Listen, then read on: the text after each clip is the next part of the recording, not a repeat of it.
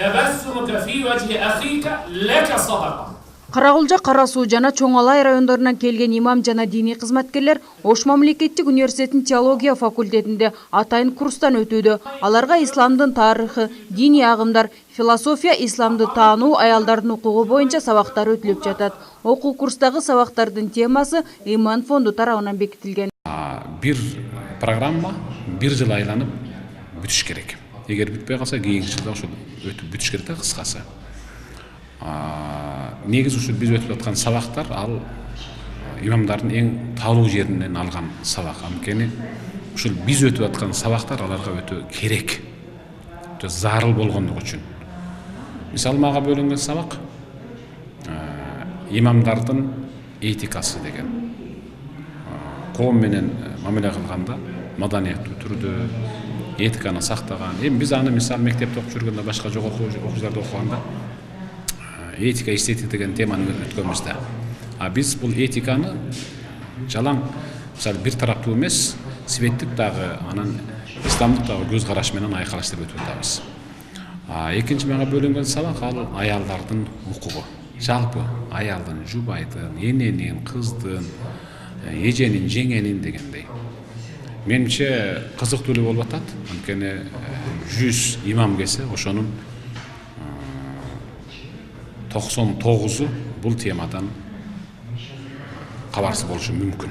Биздин мусулманчылыгыбыздын же болбосо мусулманчылыкта кандай албетте пайгамбарыбыздан алыстаган сайын билим алуу бул милдет болгондуктан билимге болгон умтулуу, кызыгуу имамдар арасында күч. Алар 4 күндөн бери ислам динин дагы да терең окуп, улуттар аралык биримдикти, достукту канткенде сактап калуу жолун үйрөнүп, экстремизм, терроризмдин зыяндуулугу жөнүндө кеңири түшүнүк алды. Алар эми алган билимин өзү жашаган айыл тургундарына айтып, алардын да илимин жогорулатууга түрткү болот.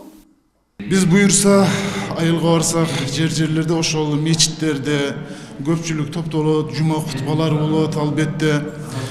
Жана ошол жерде көпчүлүккө ошол үйрөнгөнүбүздү, жана бул жерден ушундай бизге окуткан сабактарыбыздын негизинде аларга айтып деп түшүндүрөбүз. Дин маданиятын, жана ушул улуттар аралык биримдикти. Жана албетте ошол чогулуштар болуп турат, районубузда дагы семинарлар.